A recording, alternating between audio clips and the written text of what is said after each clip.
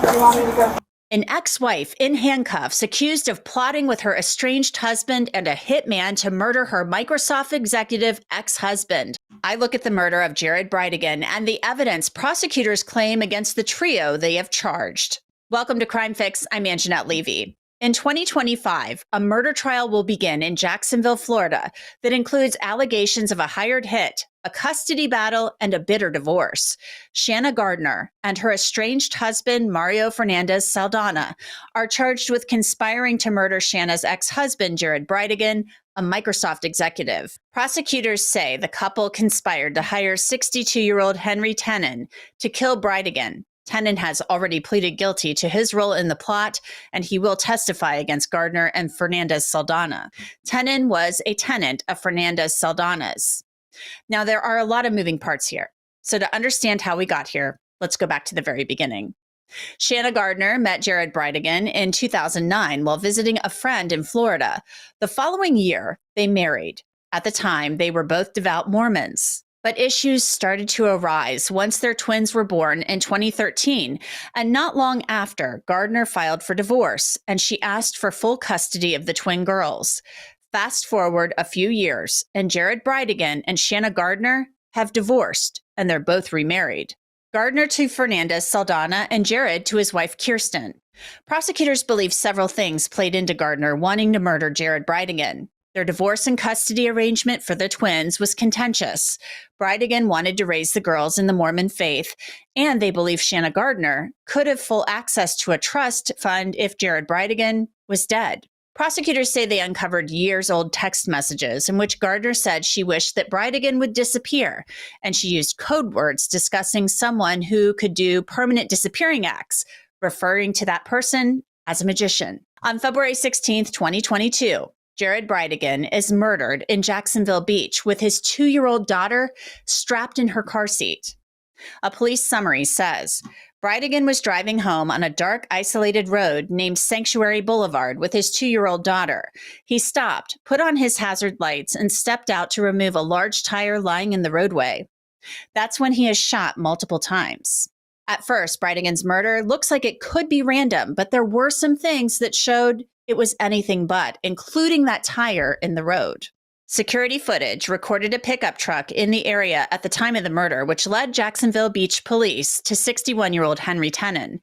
Police would later discover Tenon was a tenant of Mario Fernandez-Saldana.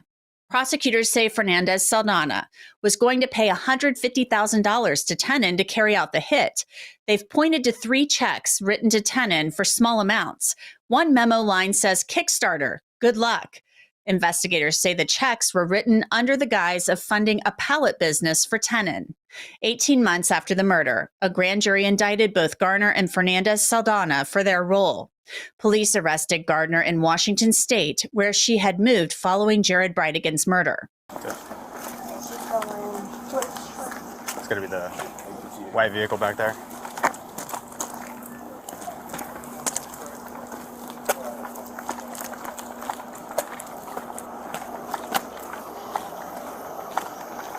We'll go to the passenger side. Yep.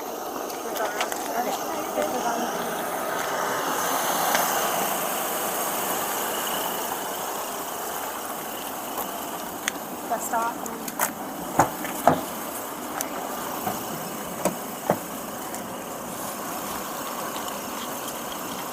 Following the arrest, the state attorney's office held a press conference. We will be filing a notice of our intent to seek the death penalty, as we have also done in the case of Mario Fernandez. I cannot stress enough the extraordinary commitment and teamwork of the folks on the stage with me today, the Jacksonville Beach detectives, ATF agents, and our prosecutors in this case. I want to tell you about Upside. It's a free app that gets you cash back on things like gas and restaurants. This is real cash back, money that you can transfer straight into your bank account. I used Upside when I went to Dunkin' Donuts for a cup of tea. I claimed an offer for Dunkin' on the app, paid as usual using a card, and followed the steps, and I got cash back. It's so easy. You can also use Upside at places like Shell, Exxon, 7-Eleven, Taco Bell, And that's just to name a few. To find out how much you could earn, click the link in the description to download Upside or scan the QR code on your screen and use our promo code CrimeFix and get an extra 25 cents back on every gallon on your first tank of gas. That's promo code CrimeFix for extra cash back. The investigation also revealed Tenon's financial records and showed 3 handwritten checks from Fernandez-Saldana in October of 2022. I mentioned those handwritten checks between Fernandez-Saldana and Tenon earlier. Phone records also show the two had communicated 35 different times in the months leading up to the murder. Last year, Gardner waived her right to a speedy trial.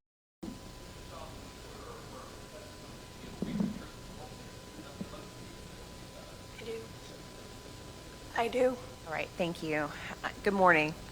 Morning. I've been handed a form that's titled Unlimited Waiver of Speedy Trial. Have you gone over this form with your attorney?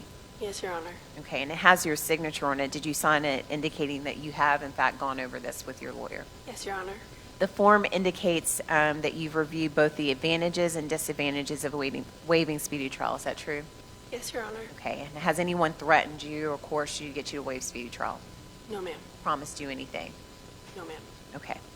I will find that the waiver of speedy trial is freely and voluntarily entered. I'm signing the form now. At a hearing in 2024, a detective testified about witnesses who had come forward with information about Shanna Gardner. We had several people come forward who shared stories that they had heard over the years of Miss Gardner stating that she hated Jared and could not stand the fact that she had to share custody with him and that she wanted him dead. The detective also testified about the custody issues between Gardner and Jared Bridegan.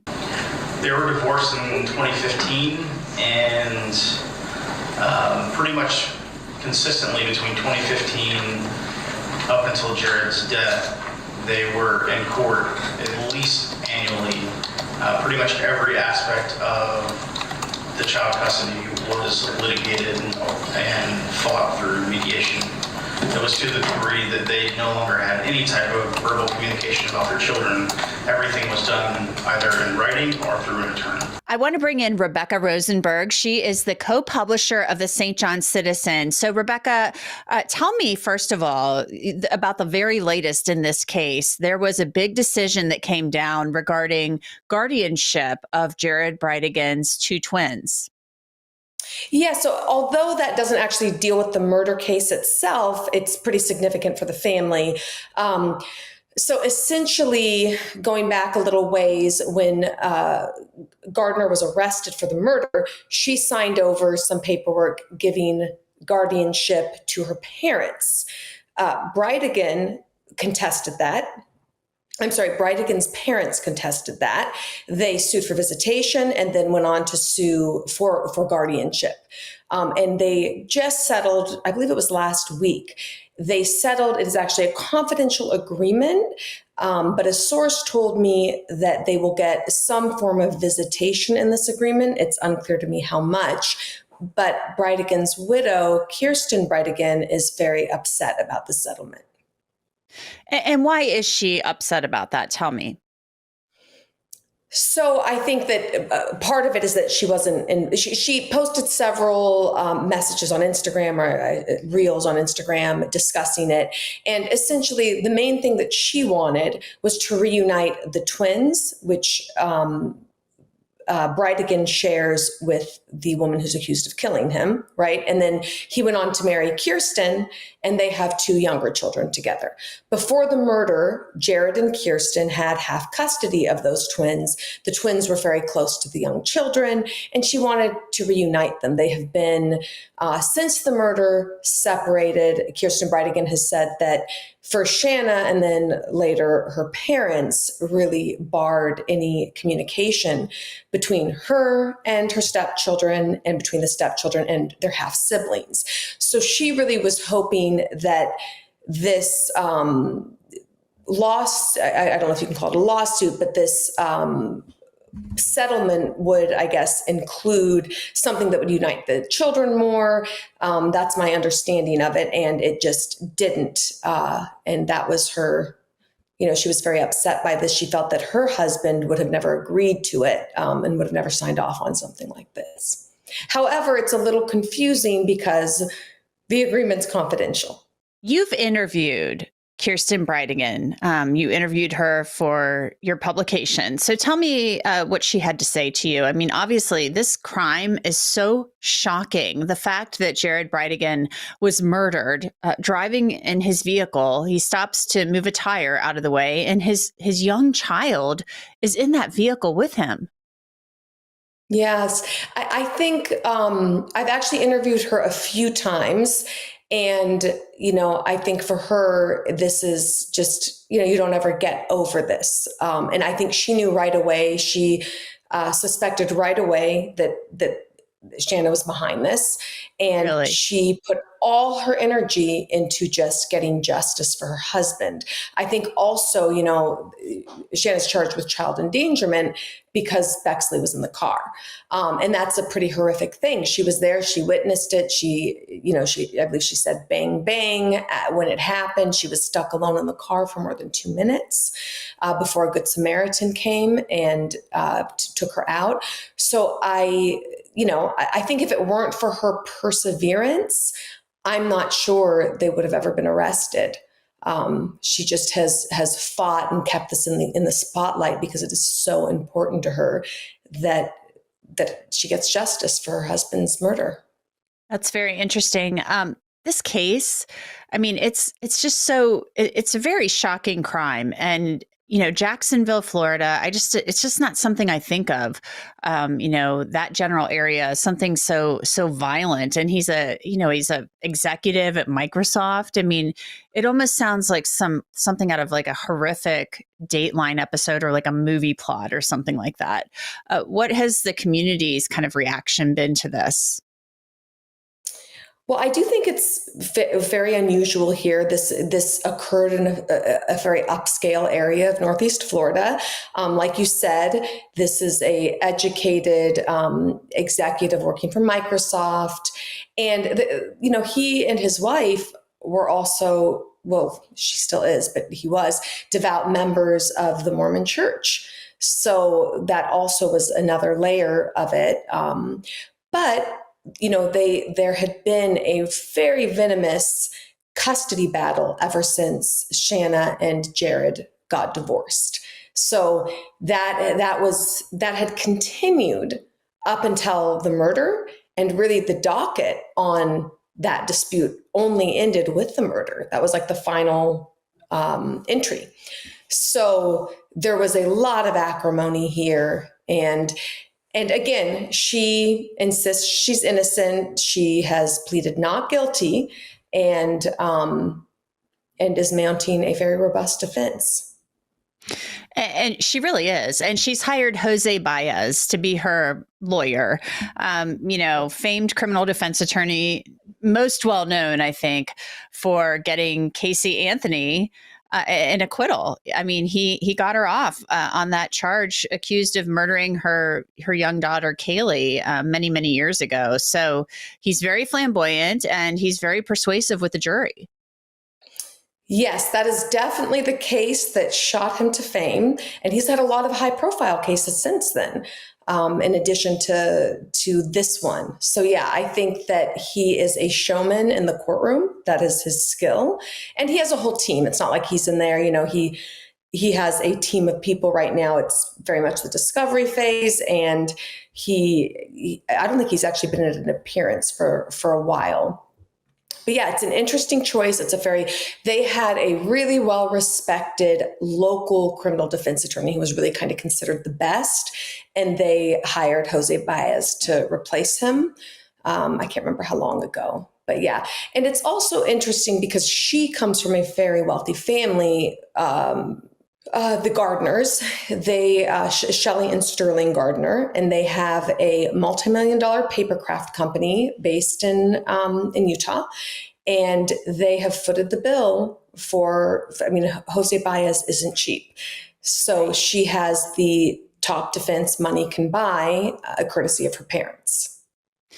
And we've got this, the hitman part of this. I mean, the guy who has pleaded guilty, he will be testifying against Shanna Gardner and, her estranged husband. So you've got that aspect of this too. It'll be interesting to see how that is countered. Yeah, that will be interesting to see. And, I think that her defense is ultimately going to be, well, maybe my estranged husband did this, but I had nothing to do with this. I think that's really the only real defense. And again, Mario Fernandez has also pleaded not guilty. He has a different defense lawyer, of course. But that really seems to be the direction that they're going, is that, well, maybe he did it, but I had nothing to do with it. So do you think it'll be, at trial, is it going to be both of them saying, no, this one did it, the other one arranged yes, it? well, I'm curious how that will work. They have not split the case yet. And I would imagine if that's their defense, how can they try them together? I don't know. That seems very tricky to try them both together if they're basically pointing the finger at each other. And I would imagine that Henry Tenon, the shooter, had much more of a relationship. Obviously, I don't even know if he ever met Shanna, but that was a tenant of Mario Fernandez. That was his tenant, and that's how he came to hire him. Well, it will certainly be interesting to watch the entire thing unfold. I feel like this will be something, once it starts in October, something that will be very closely watched in Jacksonville. Yes, I think it'll be closely watched, possibly in all of Florida. It's a pretty wild case. Yeah, most certainly. We'll be keeping up until then on all the court proceedings and watching your coverage, reading your coverage in the St. John Citizen. Thank you so much, Rebecca Rosenberg. I appreciate it. Thank you so much for having me. And that's it for this episode of Crime Fix. I'm Angenette Levy. Thanks so much for being with me. I'll see you back here next time.